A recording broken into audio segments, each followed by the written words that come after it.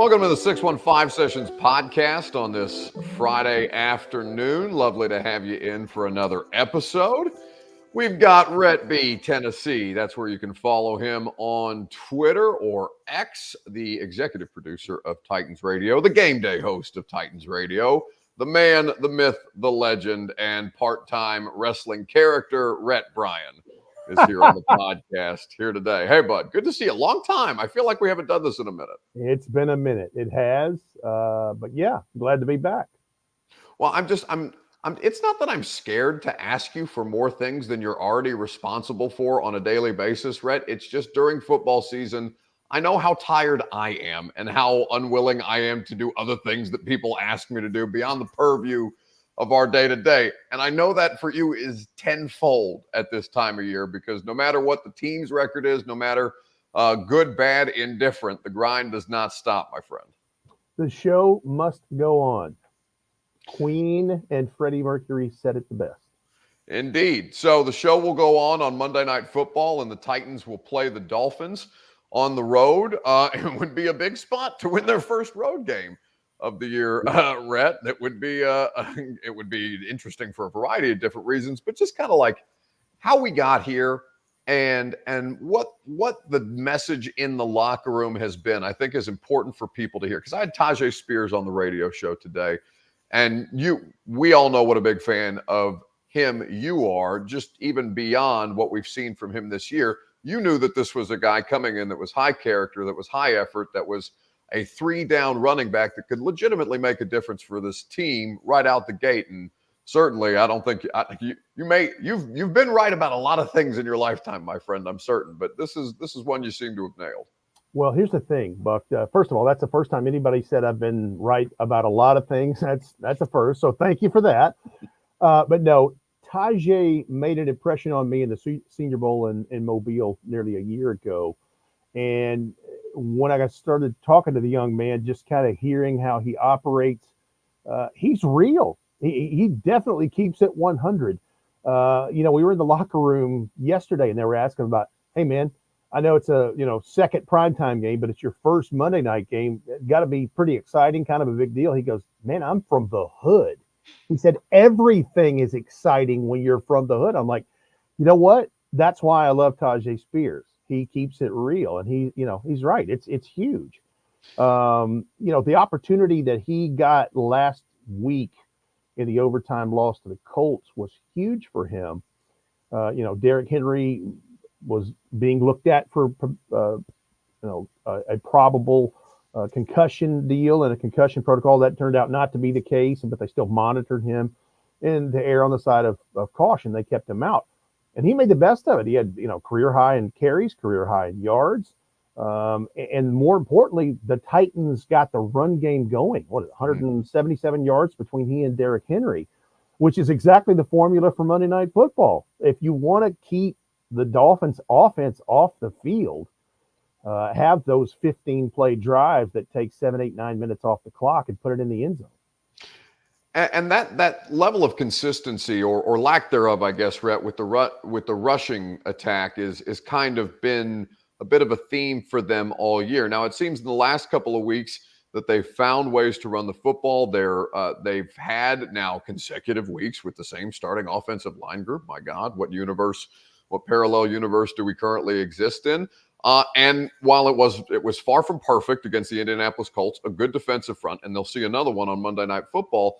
I do think that just more time spent together as a unit is going to benefit them, provided, knock on something, that they can stay healthy. So with that being said, Vrabel's talked about possessing the football all week long. We understand that the most effective way to play defenses against these guys is to keep them from having more possessions than you have and to kind of drag them into your game. That will be made especially difficult without Jeff Simmons, who we know for sure will be out for this game. But I do think, Rhett, that I came out weirdly reassured, and Lucas and I were trying to figure out how to say this without sounding like homers, basically. But I was weirdly encouraged by the fact that the Titans fought their asses off against the Colts. They came up short.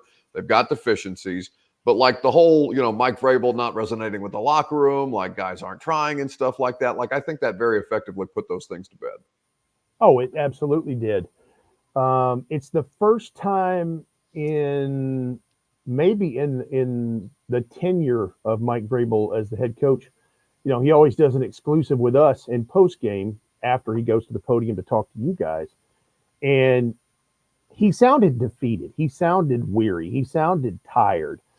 But the overriding message was he said, I'm so lucky to coach these guys. I'm so Hmm. lucky to be their coach, for them to call me their coach because of the effort and everything they put on the field and left on the field for 3 hours and 34 minutes, 149 plays on offense between the two teams, 736 yards total offense between the two teams, 7.5 minutes of a 10-minute overtime period. I mean, they left it all out there. And you can't help but think, certainly, I mean, they had a 17-7 lead at halftime that, vaporized and went away. And you can't help but think maybe if Jeffrey Simmons continues to play that game and doesn't get hurt, same thing with, whatever happened with Derrick Henry and obviously Ryan Stonehouse and, Josh Wiley and some of the others, that maybe that we'd be talking about something different going into this game Monday night. Yeah, I mean, certainly the discussion would be different at 5-7 than it is at 4-8, where they were previously by nature of tiebreakers and what the kind of season that the Chargers are having, for example. Like going into that Colts game, they were still very much in the graphic. Lucas and I have been making jokes about just be in the graphic, the in the hunt graphic, to try and make the postseason. And the beating the Colts would have solidified their pursuit for something a little further. And they're not officially dead yet. But we understand that they're in a particular kind of spot and that expectations need to be adjusted thusly. But like in speaking to Spears and watching and talking to Levis throughout the course of the week, as I know you do as well, whether it's in the locker room and getting stuff ready for Titans radio and the pregame show and Titans Countdown and things of that nature, or just doing general background, like that rookie class takes the losing as harshly as they seem to, where Levis is getting up there and saying, well, that was my worst performance as a Titan, when I'm looking around and being like, bud, you felt like the only real spark that team has had in quite some time, where you're out there fighting for it. And Jalen Duncan is a screen grab of him, getting emotional, getting a little dusty after the loss, where he's, it's telling Jim Wyatt afterwards earlier this week that I've always been like that. Like, losing sucks. I don't ever want to be a part of that. And that, while we're looking for kind of baby steps, things for them to build upon, and Levis being a part of that, I think that kind of, hey, these got, for as many rookie contributors as they have right now, I think that almost helps them, because the NFL can wear on you. There's a lot more losing done at the NFL level than there is in college, certainly for a lot of these guys coming from like SEC programs or stuff like that. And I think to have that kind of mentality on this kind of team, while it may not outright win them games, I think it's going to continue to give them the best chance to succeed each and every week, because that mentality really matters. And that's tough for older guys to have on a 4-8 team. Sure. And you think about all 6 rookies have played in some capacity, more than others, some more than others. And that's the kind of people you want on the football team. I think that is something, as we sit here in early December of 2023 and look towards 2024 for a second, that is something that I think that Mike Vrabel and Rand Carthon and this organization wants more of. Sure. I think when they go into the evaluation process, hip deep and neck deep here in the next few weeks when the season is over, football character is going to be a huge part of that. And you're going to hear that phrase a lot, football character. In other words, the love of the game. How much do you love the game? Well, what you told me about Jalen Duncan, that tells me he loves the game. Will Levis does. Tyjae Spears does. Colton Dowell clearly does. He's getting opportunities on special teams, and he keeps doing that. He's going to find his way into the wide receiver rotation at some point. Maybe it's the 4th or the 5th guy, but that's the kind of stuff that they're looking for, is somebody who's going to do the dirty work, not afraid to get their hands dirty, and loves the game. I think that is some of why there may have been some mixed signals about what's going on in the locker room or whatever. I mean, I don't have it on good authority at all, but that may be a reason why Monty Rice isn't here anymore. I don't know. You start trying to put two and two together.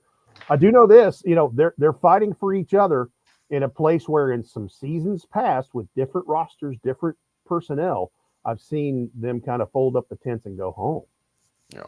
No, and certainly people with that kind of context who have seen this franchise at a variety of different stages throughout the course of its evolution, it's far from the worst stretch of football that Titans fans have been through, but the expectation has been raised, and I think that's why the crash, if you want to call it that, feels a little more visceral because if not achieved, you have tasted that level of success, and you want to continue to try and find ways because as good fans should. That's absolutely how the situation should be handled. And kind of going back to your point about Monty Rice, do you want to be a Monty Rice as far as attitude? And listen, Monty, I got to know him a little bit. I think he's a different kind of cat generally.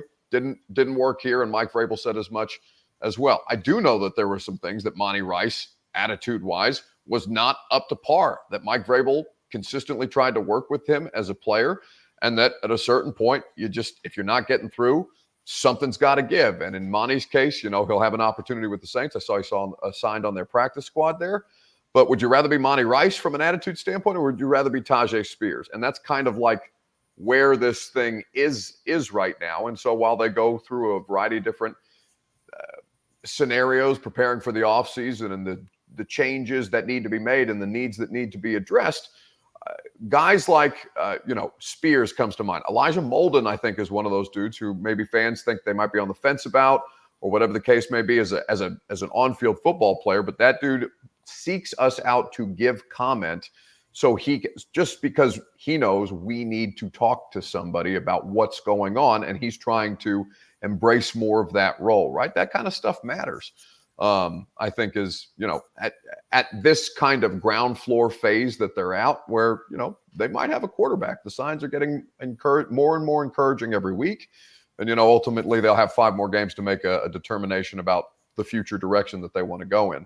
But I think that, that specific mentality part of it is what they have to figure out now, and who's up for it, basically. Tyjae Spears is a great example for a variety of reasons, but he brought up today the idea of being 2-10 at Tulane and then turning around the following season, having great success, winning the Cotton Bowl, and just how much the losing in that 2-10 season taught him. I'm not saying that losing is good for you to an extent, but I do think that it can find ways to galvanize a group, and that's what you hope for beyond just the talent that might pan out here. Well, and one of the byproducts of what you're talking about is valuable, extremely valuable reps and game experience, in particular with the 6 rookies. Mm-hmm. I mean, think about how much some of those guys have played and what they'll look like in 2024 now that they had been around a trip around the sun, as they would say, in that building. And getting with Frank Perino and the strength and conditioning staff and having all those resources available to them, and then knowing what to do because you've been there and you've done that before.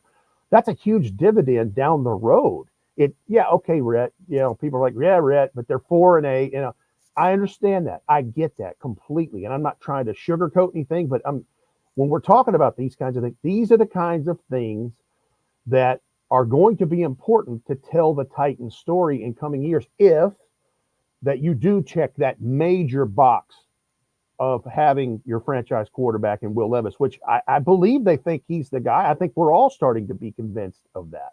That's a major one to check off the box. There's, 4 things you're looking for as a franchise cornerstones. A quarterback's one of them, a shutdown corner is the other, a pass rusher, and a left tackle.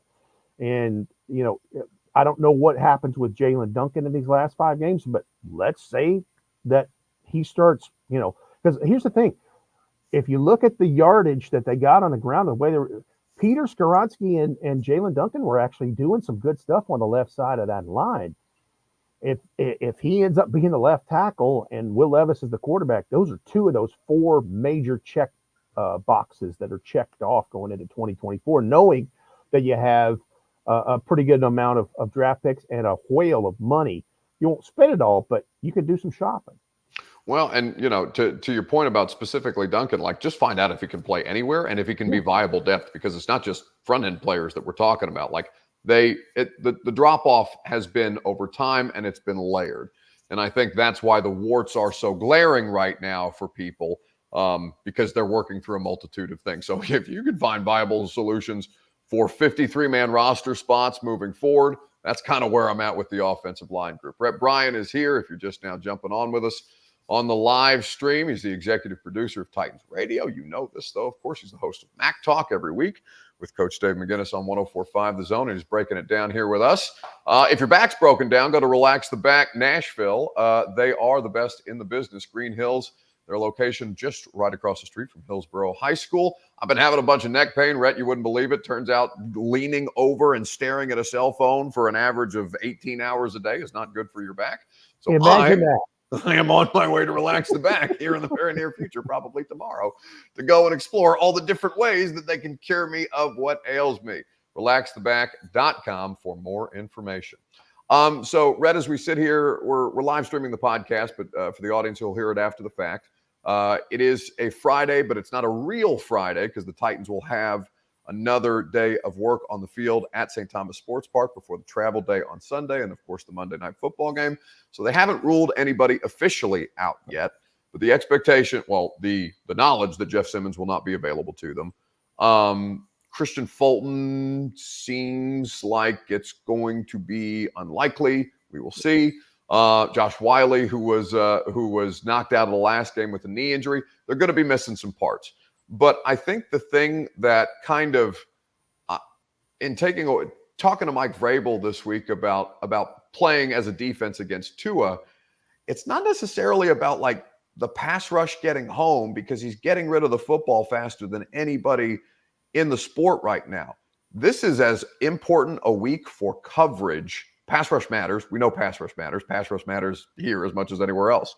But it is as important for them to be in position as a coverage unit because of how quickly that ball's going to come out to prevent explosive plays that are not just deep bombs, that explosive plays that are yards after the catch, yards after contact, things of that nature.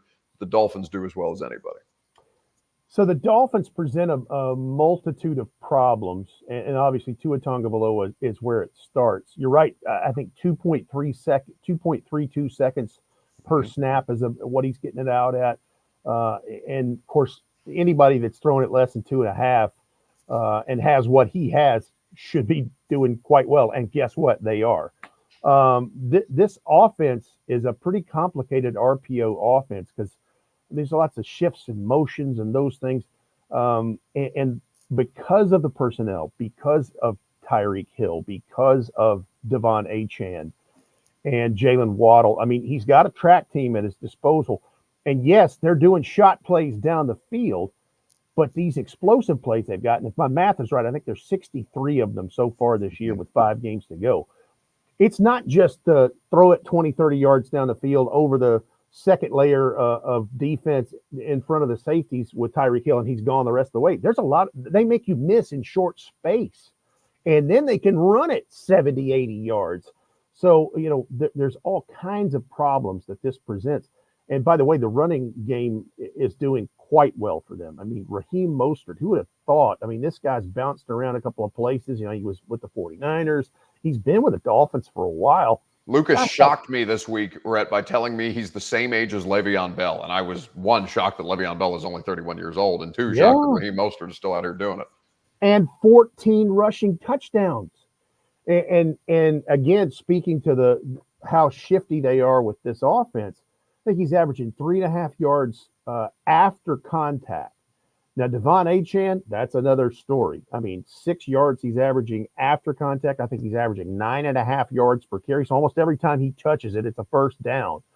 So, you know, the other challenge that is going to be for this defensive line without Jeffrey Simmons, that you have already mentioned, is you've got a left-handed quarterback. So matching hands is going to be matching hands with a different hand than what you're used to. But I would hope that, you know, if you're matching hands, that means you're going to be matching with your right hand. And if you're right hand dominant, maybe that's a little easier than doing what you're doing 98% of the time. You know, I just think that if you can disrupt the ball, because here's the thing. despite the prolific offense, 32 points per game they're averaging, and number one, 400 and something yards per game.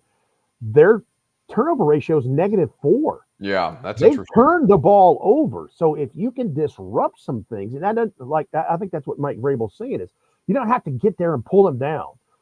You can crash the middle of the pocket, and I think you can make him uncomfortable and force him into, because he's fumbled it, he's intercepted, But again, I think the biggest thing in this is if the Titans offense can somehow have long, sustainable drives on offense, and third down has been, a spot of woe for them. If they can somehow convert third downs in this and get touchdowns where they need them, that is the biggest thing to try to get this offense to slow down. As you said earlier, because you want to drag them into your kind of game and slow it down. It's not improbable. That's the thing about the NFL, is as unlikely as it seems, it's not improbable, or impossible rather. It's improbable, but not impossible. Just like the Patriots last night on Thursday Night Football, they notably struggling on offense and come out and have one of their better performances of the season in a big spot on primetime. So, it will remain to be seen. Of course, I'll be in the booth with my main man, Rhett B. and Jimmy Wyatt, 15 minutes before kickoff of Monday Night Football down in Miami. Of course, Titans Countdown gets you going 2 hours before the game, and it will be 1 hour before the game. They'll have the Lee Company Countdown to kickoff as well, and it'll be an interesting one in Miami Gardens, Rhett, if nothing else. I imagine that we will see. I mean, it was sure as hell interesting the last time we were all down there for Mike Vrabel's coaching debut. I don't imagine it would get weirder than that one was, but we'll see. It was pretty weird last Sunday. It wasn't that weird as the one you just mentioned, because weather wasn't a part of it and an element of it. It's funny you do that. Talk about that too, because we just recorded an OTP today about the longest game in NFL history. I think it'll drop on Sunday, and we'll mention that again during the broadcast on Monday night. Thank goodness the weather's going to be in the upper 60s, a lot less humidity, not very much chance of precip. So fingers crossed on that one. I don't want anything of like a 7-hour and 8-minute game that it was. Well, no, because you did a whole season of Titans radio in one game. It felt like, God love you. That's one of the more impressive feats. The entire crew, all of pretty it. Wild to think too. That was Mike Vrabel's first game as head coach, and Monday night is his 100th. So it's really kind of weird how that's all kind of come back together full circle. Oh, God, there's going to be a full moon or something. It's going to be a weird one. Either way, it'll be interesting. It'll be fun. And we'll be in the booth with Rhett, with Mike, with Mac, the entire crew, who all put out the exceptional product that is Titans Radio. My friend, it is an error by me for having gone so long between having you on the podcast, but your insights and analysis are always welcome, and we are grateful for them. Appreciate you, Buck. Have a good afternoon.